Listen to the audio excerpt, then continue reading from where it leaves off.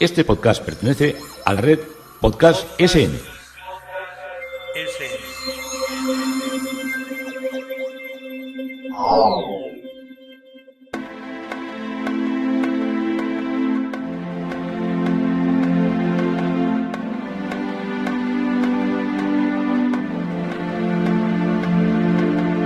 Historia con sentido.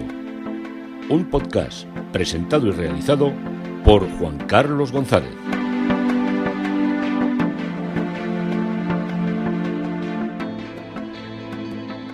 Un saludo a cuantas personas me seguís a través de las redes sociales, de Facebook, de Twitter, de mi página web historiaconsentido.com, de la red de podcast SM y hoy, en esta ocasión, en colaboración con catedralanglicana.es, como parte de la celebración del 500 aniversario de la Reforma. El título de esta reflexión sobre la historia de esta conferencia o de este podcast, según el formato en lo que lo estáis oyendo, es el contexto europeo de los reformadores hispanos. Estamos en la segunda parte del corpus de podcast que he definido como la Casa de los Reformadores.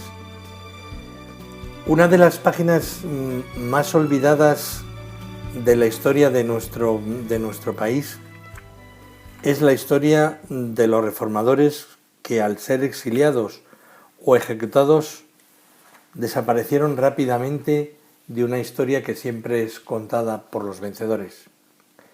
El que vence hace su historia y el que pierde, las más de las veces, desaparece de ella. Y una serie de personajes históricos van abandonando las tierras donde nacieron para encontrarse con una Europa al menos distinta.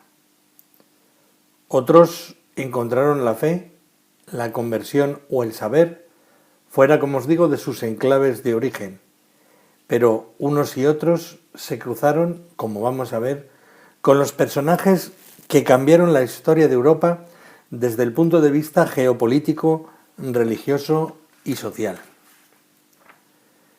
Centré la primera parte de mi historia en el monasterio de San Isidoro del Campo, donde partieron los reformadores en 1557 al exilio. Consideraba que tenía que fijar un punto en la geografía, en la historia y en el tiempo para que podamos entender qué pasó con la Reforma y qué pasó con nuestro país, por qué no triunfó o por qué no se adaptó una parte de la población a ella. Después de llevar a los monjes jerónimos por su evolución hacia la Reforma, de la historia de los ejecutados y perseguidos en Sevilla, recorro ahora el contexto europeo donde se exiliaron los personajes. Allí también había otras personas que habían partido con anterioridad al exilio.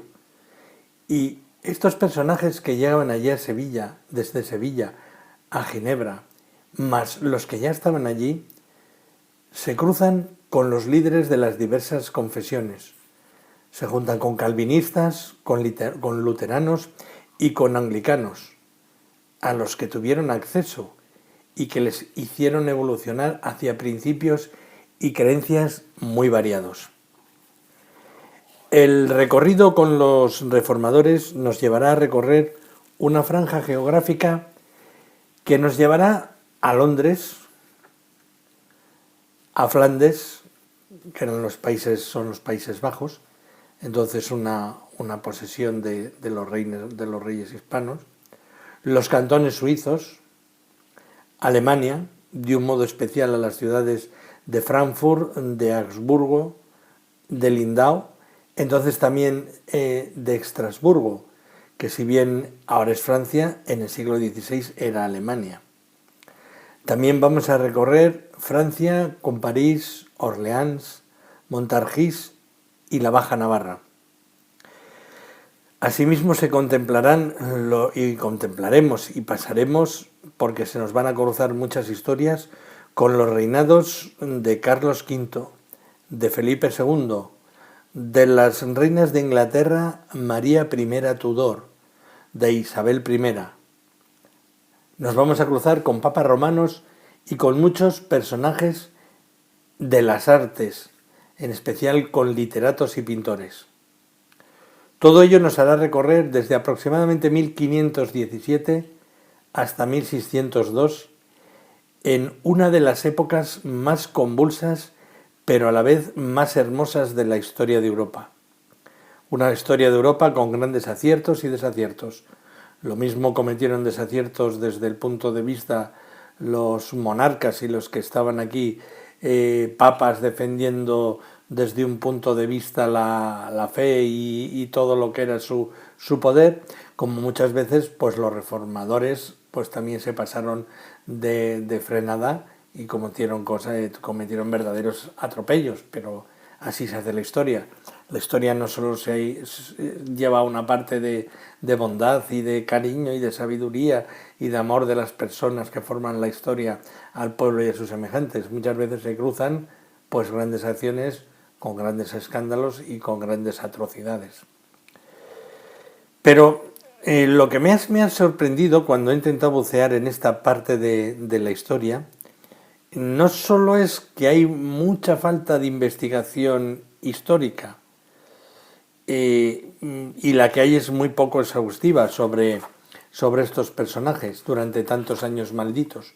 Lo que he visto es que se daban una serie de situaciones por buenas que me las he visto y me las he deseado, porque cada autor que estaba leyendo, con unos errores históricos garrafales, me he quedado sorprendido, Personas que yo les he visto en alguna conferencia y que creía que tenían un poco de idea, pues son unos auténticos zotes. Me he quedado sorprendido. No es que yo sepa más, no os penséis que yo vengo aquí a dar lecciones de nadie, pero he procurado que por lo menos lo que os voy a contar esté lo suficientemente situado en el tiempo y hasta donde he llegado, pues poderos contar. Hay mucho más, porque claro, estos personajes son inmensos, ¿no?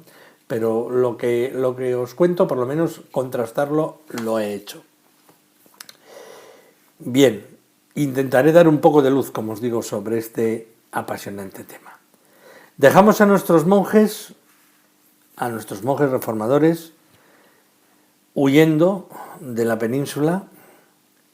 Suenan las campanas de completa, se hace el silencio en el monasterio, y una docena de monjes salen por una de las puertas del tapial y ya no volverán nunca. Alguno sí que vuelve, no al convento, a Sevilla, a la cárcel, pero los tres grandes personajes, que son Cipriano de Reina, Casiodoro de Valera y Antonio del Corro, ya no volverán nunca. Antes de la detención, como os dije, de Julianillo, todo habían sido rumores, sospechas, pero había un hecho que era contundente, que era que la lectura del Nuevo Testamento de un huido anteriormente, Juan Pérez de Pineda, se había extendido y mucho en Sevilla desde que él enviara desde Ginebra y desde Alemania los ejemplares de su última edición. Casiodoro de Reina se había convertido en el director o guía espiritual, siendo de una manera explícita el que se encargaba de la reforma en la clandestinidad, desde el punto de vista pastoral y doctrinal. Todo esto lo sabemos por la mártir protestante María Bohórquez, que vivió entre 1539 y 1559 y fue quemada en la hoguera el 24 de septiembre de 1559. Pese a las torturas a las que le sometió el Santo Oficio, solo relató que su maestro y el de Sevilla entera era Casiodoro de Reina. Había sido María acusada por la Inquisición de profesar y difundir doctrina protestante. El término que usaba el término inquisitorial que usaban para acusarla era que había ejercido herejía dogmatizante, era esta palabrita tan fina. Y su defensa de la libertad de conciencia, siendo mujer y siendo joven, exasperó al tribunal sevillano. Defensa que argumentó con unas fuertes bases teológicas e históricas que había aprendido de su maestro, que había aprendido de Casiodoro de Reina. Ni aun en extremis, cuando más estaba el dolor y las torturas y el fuego, pues no quiso convertirse ni confesarse y pues ahí fue quemada en el medio de Sevilla. Hay una novela, la novela Cornelia Borroquia, también conocida como La historia de la verdadera Judith española, que narra su vida y fue editada en 1799 por el autor Luis Gutiérrez, que vivió entre el año 1771 y 1809. ¿Quién es este Luis Gutiérrez? Pues es un escritor, periodista, gran afrancesado, aventurero. Eres un exclaustrado trinitario que evolucionó hacia las doctrinas más liberales y más anticlericales de aquel momento. Fue esta obra, pues tras su publicación, inmediatamente perseguida por la Inquisición, que en 1800 seguía existiendo. Pero por ser un tema sevillano, protestante, anticlerical y de una mujer, la obra se extendió mucho en la clandestinidad durante el siglo XIX y fue muchas veces reimpresa de una manera clandestina. Y la podéis tenerla en una versión actual, en una edición que en el año 2005 hizo Ediciones Cátedra.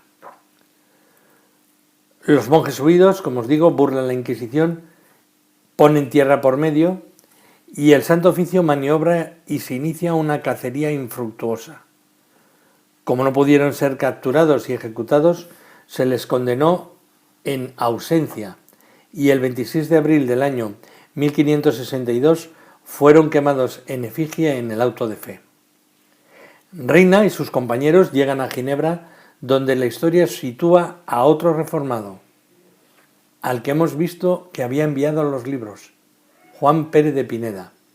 Juan Pérez de Pineda había nacido en Montilla, en Córdoba, en el año 1500 y muere en París en el año 1567. Su huida, como os digo, se había producido con la primera persecución, que se desató en Sevilla en el año 1551, cuando se encarcela al magistral de la catedral, al doctor Egidio. Ya os conté todas estas cosas en la anterior exposición histórica. Y en Ginebra, Juan Pérez de Pineda imprimió su traducción del Nuevo Testamento.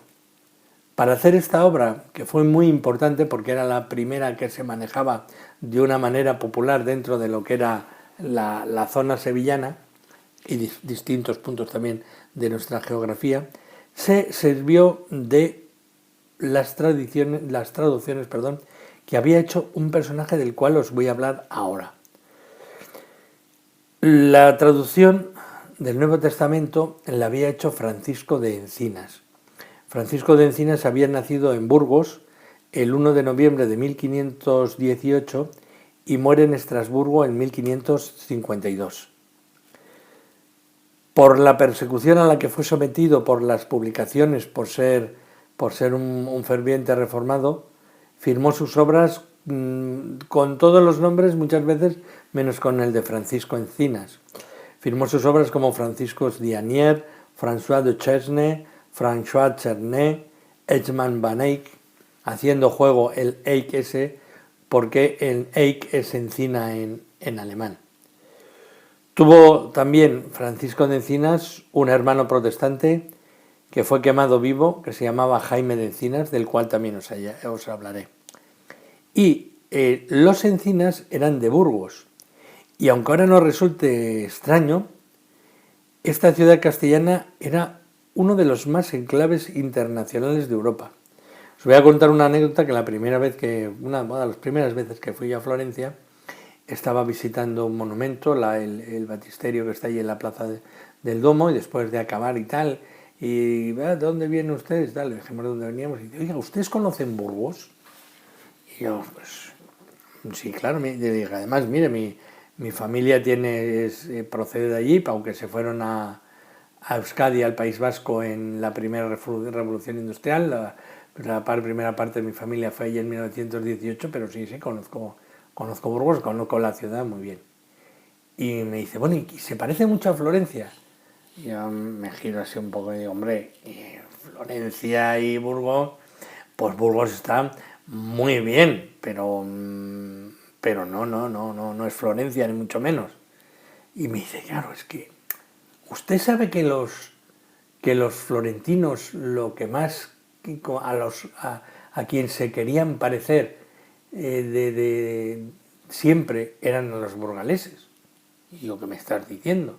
Y dice, sí, mira, aquí hay tal palacio, hay como unos 6 palacios, quedan todavía enteros en Florencia, que son hechos por las familias burgalesas que estaban allí.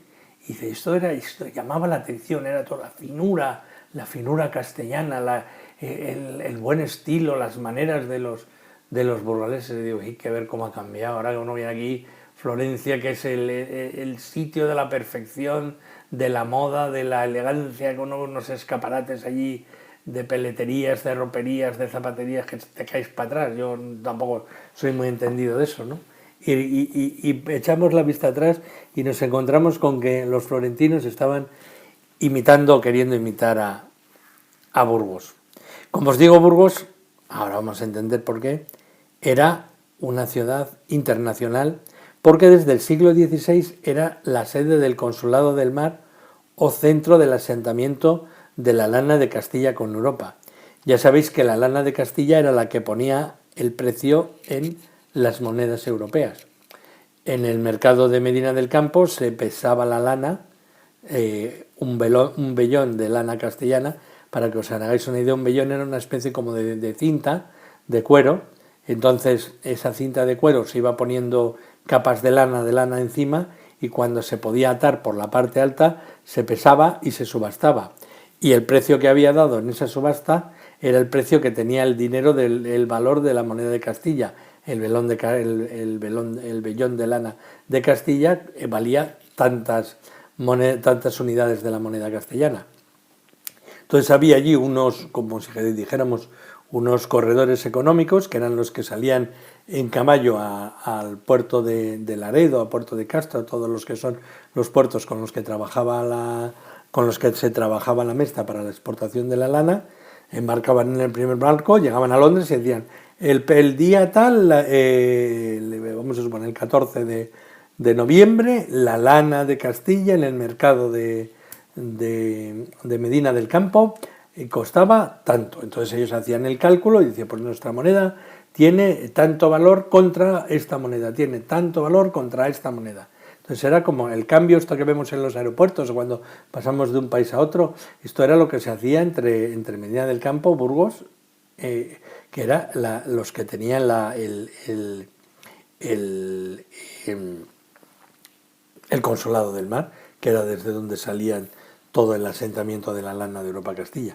Y los Encinas, la familia de los Encinas, eran de los más ricos y más poderosos de Burgos al ser asentadores de la lana en Flandes. Y allí, en Lovaina, se matricula Francisco de Encinas en la Universidad Católica, donde conoció a Albert Hardenberg y la obra de Philippe Melanchthon, que eran dos de los primeros convertidos a la Reforma, ideólogos. Y en esta época, Francisco de Encinas, se relacionó con otro protestante español, que también era burgalés, que era Francisco San Román. Era hijo del alcalde de Briviesca, también de una rica familia de comerciantes de origen judío, estos eran todavía más poderosos que los Encinas. Estos tenían los asentamientos comerciales en Amberes, en Lovaina y en Brujas. Francisco de San Román no era tan culto ni tan brillante como Encinas, pero sí que era un vibrante converso al luteranismo con su divisa, entenderéis, casi tatuada en cada esquina de su piel, de escritura y verdad. Bueno, Francisco San Román se encontraba en el año 1540 en la ciudad hanseática de Bremen. Las ciudades hanseáticas eran la agrupación comercial y militar de urbes que agrupaban ciudades, las más de las veces costeras o estuarias en los ríos de Alemania, en las actuales Alemania, Países Bajos, Suecia, Polonia y Austria. Y aquí, como os digo, San Román se encontraba para cerrar un importante acuerdo comercial de las empresas familiares. Entonces entró en una iglesia y escuché ahí el sermón de Jacobus Spreng, que vive entre 1495 y 1562. Este Jacobus era discípulo directo de Lutero. Lutero vive desde el año 1483 a 1546, y como él, Jacobus, es un agustino y prior antes de la Reforma del convento de San Agustín de Amberes. Y fue tal el impacto que le produjo esta predicación, que estando oyendo el sermón decidió abandonar la vida empresarial y dijo: yo esto no vale para nada, voy a dedicarme solo a Dios. Y le pidió al salir del templo irse con él, dijo: llévame contigo y enséñame todo esto que estás diciendo, que yo quiero hacer lo mismo y que me convierta a la verdad, porque esto que he estado creyendo hasta ahora yo en mi catolicismo, todo esto es un cuento comparado con lo que has predicado.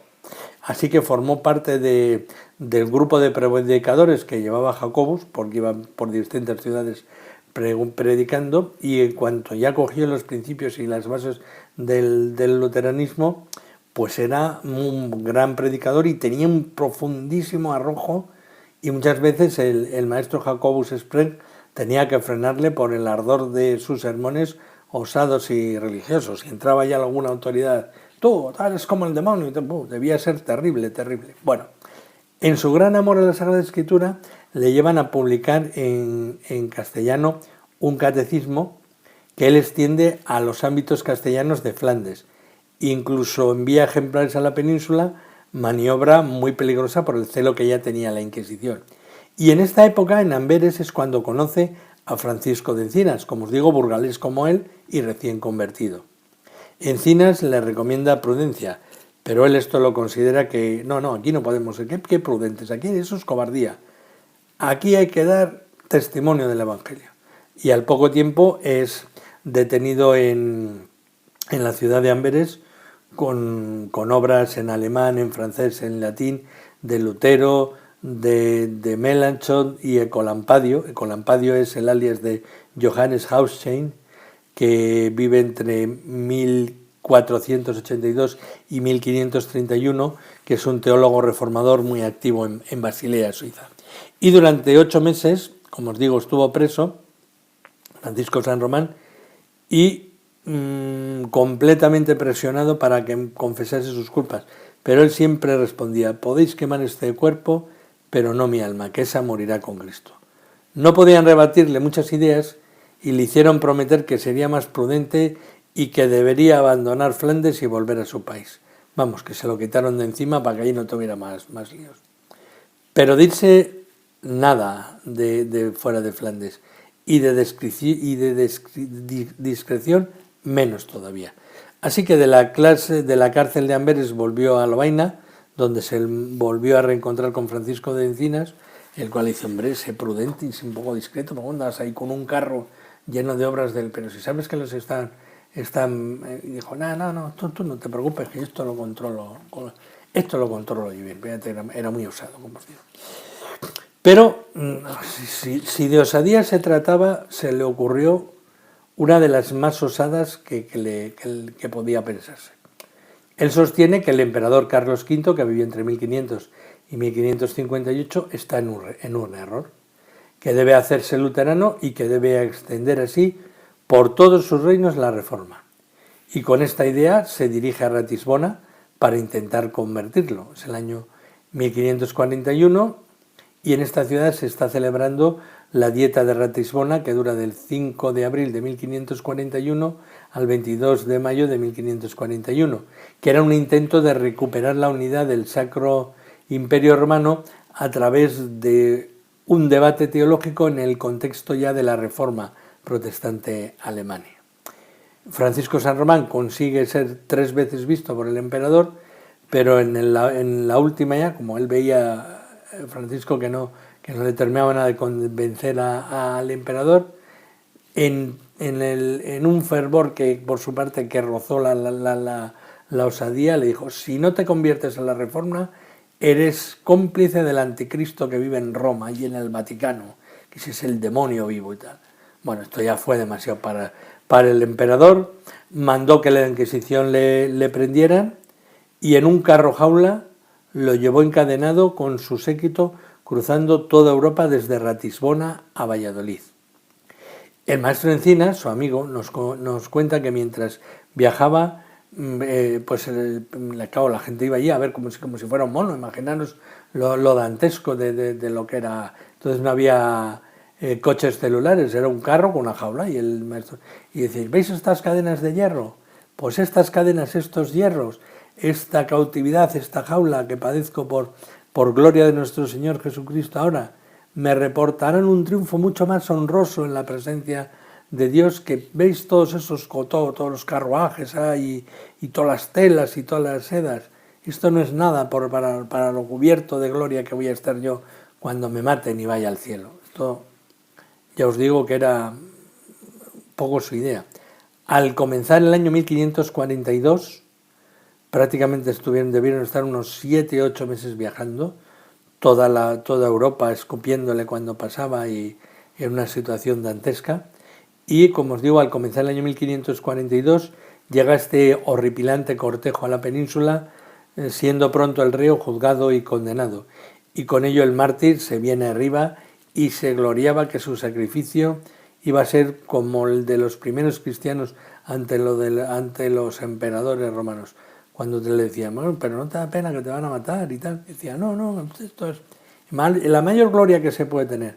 Además, que me esté mirando a la cara el emperador ese, que ese es el hereje, no nosotros. Era terrible, era terrible. Y las respuestas que sacaban los inquisidores eran cada vez más osadas y era tan atrevido que su exaltación, dice Francisco de Encinas, su exaltación parecía locura. Bien, el auto de fe se llevó a cabo en la Plaza Mayor de Valladolid el día 23 de abril de 1542. No renegó ni aun entre las llamas. Oró mientras ardía y fue tan ejemplar en el suplicio que fue tenido por muchos como santo en aquel momento ya. Y así, tras el fuego, dice que mucha gente vio aquel testimonio, que se convirtieron de corazón. Otros muchos recogieron las cenizas y los huesos, cual si se tratara de las reliquias de los primeros mártires, y hasta el embajador de Inglaterra pagó 300 escudos por un hueso de su cabeza. Este era Francisco San Román, uno de los primeros mártires de la Reforma. Solo encontramos otro reformador anterior, habrá más, pero sí que entran dentro de la historia, que es Juan de Oria, que es un teólogo de la Universidad de Salamanca, como tal está en 1510 dando teología, y fue condenado por denuncias de los dominicos y tiene que abandonar en el año 1522 su cátedra y partir al destierro. Juan de Oria y Francisco San Román, estos son los inicios de la Reforma en nuestro país. Pero volvemos con Francisco de Encinas, que el 27 de octubre de 1541 se matriculó en la Universidad de Wittenberg, siguiendo los estudios de griego con el maestro Melanchthon y preparando la edición del Nuevo Testamento que había empezado en Lovaina y había continuado en Wittenberg. En el año 1543, Francisco de Encinas imprime en Amberes el Nuevo Testamento de nuestro Redentor y Salvador Jesucristo. Y fijaros cómo son las cosas, que todo lo que había tenido de prudente anteriormente de imprudente que había tenido San Román, pues él vuelve a repetir la historia.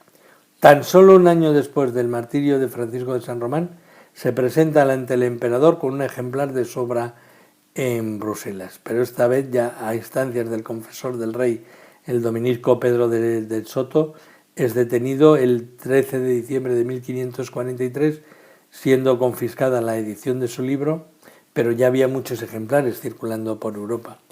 Estuvo 1 año y medio preso, pero en 1545 logra escapar y de Bruselas pasa a Amberes y a la ciudad alemana de Wittenberg. Este año el emperador le ordena entregar so pena de muerte y confiscación de todos sus bienes, entregarse como persona. pero él ignora la amenaza, reorganiza sus finanzas desde Leipzig, una ciudad alemana, y aún así el rey, él pasa como si ya hubiera dejado de existir, pero el rey presiona a la familia en Burgos para que lo obliguen a entregarse ante él o ante Roma, o que confiscará todos los bienes de la familia y los desterrará todos. En esta estaba Francisco de Encinas muy presionado cuando otro amigo protestante, Juan Díaz, le propone reunirse con él en Nuremberg para unir estrategias y ver cómo tenían que organizarse mínimamente todos los que estaban y que tenían un peso ya importante en lo que era el exilio. Pero el citado Juan Díaz es asesinado en Neoburgo el 24 de marzo de 1546 por la delación de su hermano, del hermano de Díaz, Juan Díaz. Este tema lo desarrollo más adelante. Y durante el verano de 1546 visita los grandes enclaves protestantes y sus líderes. Él quiere aprender cómo se están haciendo las cosas en Europa para llevar a su país cómo montar una estrategia y cómo montar una pastoral y cómo montar una estructura de iglesia con lo que había en Europa. Así que Francisco de Encinas se dirige a Estrasburgo a visitar a Martín Bucer. Martín Bucer, los exiliados castellanos lo conocían como Martín Bucero, que vive entre 1491 y 1551 y que fue uno de los más importantes para fijar doctrinas y prácticas luteranas, calvinistas y anglicanas. Y Bucero jugó un papel importante entre Lutero y Ulrico Zwinglio, ya que ambos diferían sobre la doctrina de la Eucaristía. Asimismo, formó un tándem de acción y de principios con Felipe Melanchthon. Martín creía que se podía convertir a los católicos del Sacro Imperio de Alemania, que era Alemania, para que abrazaran la Reforma. Incluso con cierta complacencia de Carlos V, trató de fusionar la Iglesia católica y la Iglesia protestante en una Iglesia nacional alemana que permitiese que esta Iglesia estuviera fuera del poder del Papa de Roma. Todo este movimiento y encuentro entre Encinas y Bucero tiene lugar en el momento alemán de la Guerra de Esmalcalda, y con ello todos los proyectos saltaron por los aires. La Guerra de Esmalcalda concluye con la victoria de Carlos V en la batalla de Mühlberg en 1547, y el recuerdo más importante lo tenemos en el cuadro de Tiziano que está en nuestro Museo del Prado, y la armadura original es la que está en la armería del Palacio Real. Pero el emperador Carlos V, aunque vence a los protestantes, no consiguió desmantelar los Landers ni los príncipes que los gobernaban. Y este final en tablas lo resuelve el emperador con el Interim de Augsburgo de 1548, en el que se respetaba al protestantismo si se devolvía los 7 sacramentos. Y el emperador cedía en el matrimonio de los clérigos y en la comunión bajo las 2 especies con el denominado cáliz del pueblo. Estas concesiones desembocarán a medio plazo en el reconocimiento de un modo definitivo de la fe luterana, que se consolidará en la paz de Passau en 1552 y en la paz de Augsburgo de 1555. Bucero dice que trabajó y que firmó bajo coacción este Interim de Augsburgo, lo que les opuso su aceptación el ser expulsado de la iglesia de su país. En 1549 se exilió Bucero a Inglaterra, donde trabajó bajo la dirección de Thomas Cranmer, que vive de 1489 a 1556 y colabora y aporta en la revisión del libro de oración común, y muere Bucero en Cambridge en el año 1551. El siguiente enclave que visita Francisco de Encinas es Zúrich, en el verano de 1546, y visita a Heinrich Bullinger, que es el sucesor de Ulrico Zwinglio como jefe de la iglesia de Zúrich y pastor de Grossmünster. fue uno de los teólogos calvinistas más importantes. Continúa viajando Francisco de Encinas y se encamina a San Galo, verano de 1546, para visitar a Joaquín Badiano. Es el gran introductor de la Reforma en la parte oeste de los cantones suizos. San Galo era cabeza de cantón y forma parte Badiano de una de las familias principales de dicha ciudad, formándose en Trento, en Venecia y en Padua, en todo lo que es el humanismo italiano, siendo en 1512 ya profesor de la Universidad de Viena.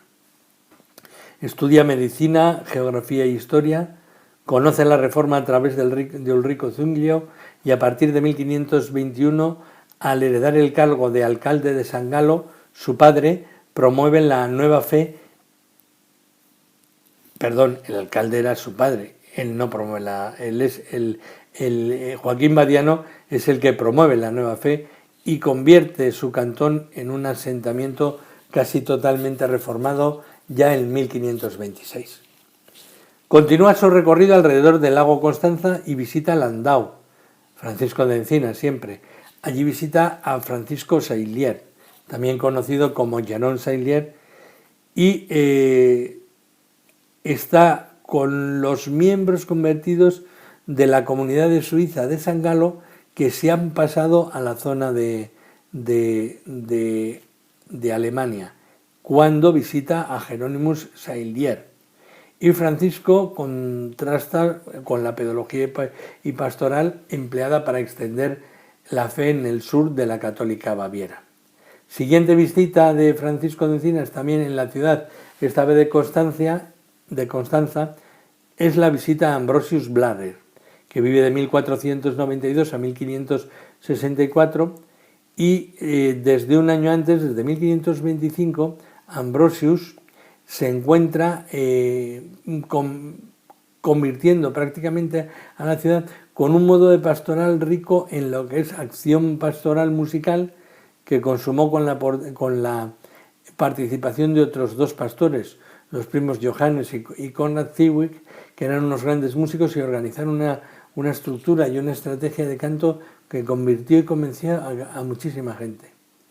Antes de su llegada a Constanza había mantenido relación, hablamos de Ambrosius Blarer, con Zwinglio en Zúrich, con Ecolampadio en Basilea y con Martín Bucero en Estrasburgo.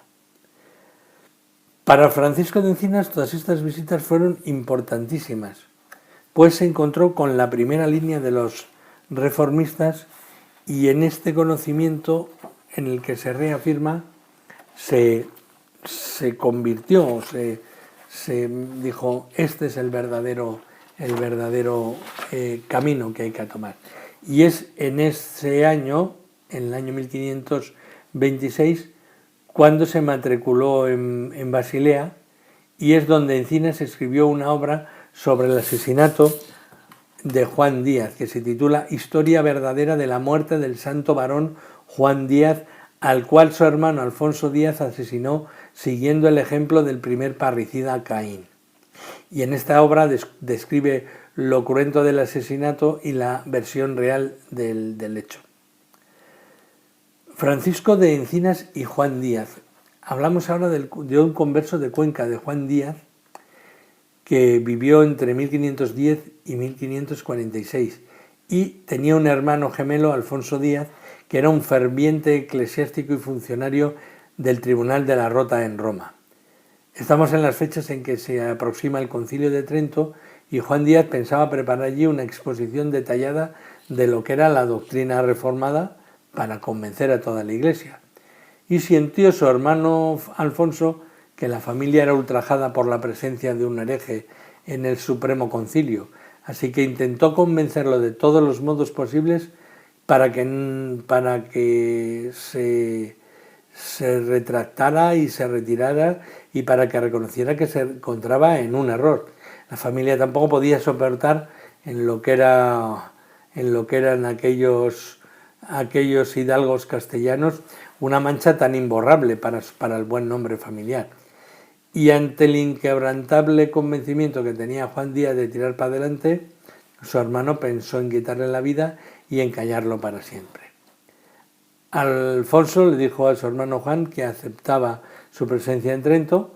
Francisco de Encinas notó que algo raro pasaba y le envió una carta a Juan pidiéndole cautela y haciéndole saber que si no terminaban con su vida su hermano, lo intentaría hacer la Inquisición. Y el ponerle en guardia era una de las razones por las que Encinas quería verle, para convencerle personalmente. Pero todo no puede, se queda, salta por los aires.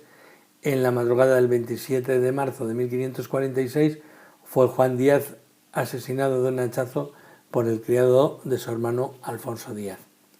Este crimen tan notorio recorrió Europa y llegó a los oídos del Papa y del emperador. El asesino y el inductor huyeron, pero fueron detenidos en Innsbruck, pero el proceso no arrancaba. Entre los protestantes el crimen había causado tanto estupor, ya que Juan Díaz era uno de los representantes que había asistido a la Dieta de Ratisbona y uno de los máximos impulsores de la extensión de la Reforma. Y los protestantes veían la mano clara de la Iglesia Católica Romana en este crimen y trataban de que arrancara el juicio. Pero Carlos V siempre les daba largas y los asesinos sostenían que el crimen era un castigo divino y que detrás estaba el emperador y el Papa Pablo III. Así que, no tardando mucho, salieron en libertad. Francisco de Encinas sostiene que el crimen se gestó en Roma y que Alfonso se sumó con mucho gusto a matar a un hereje y a lavar la honra emponzoñada de la familia. Y en el año 1546, aparte ya de esta historia, en un auto de fe fue quemado vivo Diego de Encinas, convirtiéndose que se había convertido como su hermano a la Reforma, pero enviado a Roma para los desarrollos comerciales de los Encinas y también para apartarlo de su hermano Francisco y para apartarlo de todo lo que era la Centroeuropa luterana. Él era también un ferviente convertido a la Reforma y la Inquisición lo quemó vivo en el triste enclave de los autos de fe que había en Roma en el campo del Fori. Francisco de Encinas, en el año 1548, sostenía un proyecto que hubiese cambiado su vida, pero que no prosperó. Él quería iniciar la reforma protestante en la Iglesia de Oriente. Él quería abrir la primera sede de la Iglesia reformada en Oriente, en Constantinopla. No puede hacerlo porque una mujer entró en su vida, que era Margarita Elter, con la que se casa en Estrasburgo. Y buscando cierta seguridad para su vida familiar, parte con su esposa para Inglaterra. Allí lleva con recomendaciones de Melanchthon para el rey de Inglaterra Eduardo VI, que vivió entre 1537 y 1553, para su tutor Edward Seymour, que vivió entre 1506 y 1552 y fue duque de Somerset, y para Thomas Cranmer, que vivió entre 1489 y 1556, que fue el arzobispo famoso de Canterbury. Francisco de Encinas fue recibido generosamente y se le concedió una cátedra de griego de la Universidad de Cambridge, puesto que el burgalés rehusó a ser tutor del segundo duque de Suffolk, que fue Henry Brandon, que vivió entre 1535 y 1551.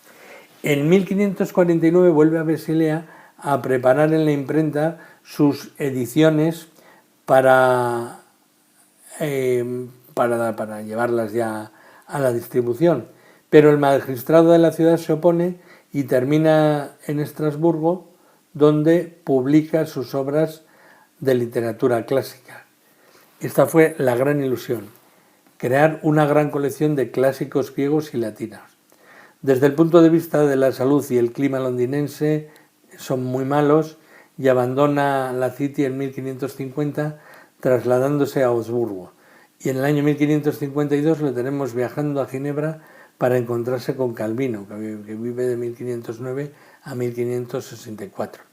Y ese sería su último viaje, ya que vuelto a Augsburgo fallece en la epidemia de peste del 30 de diciembre de 1552.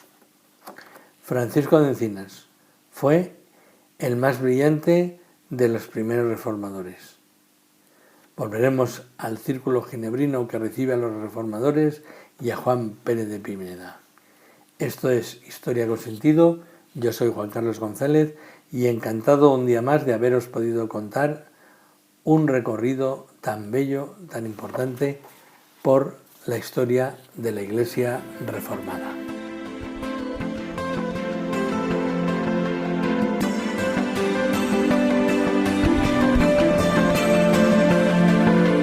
Hasta aquí un episodio más de Historia con Sentido.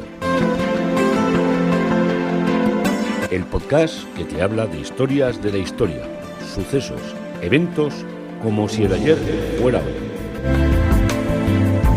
Síguenos a través de iTunes, Spreaker o iVoox. Contacta con nosotros por correo electrónico escribiendo a podcast@historiaconsentido.com.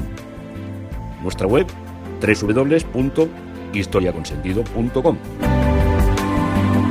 Y en Twitter nos encontrarás como @historiasentido. Este podcast pertenece a la red Podcast SM.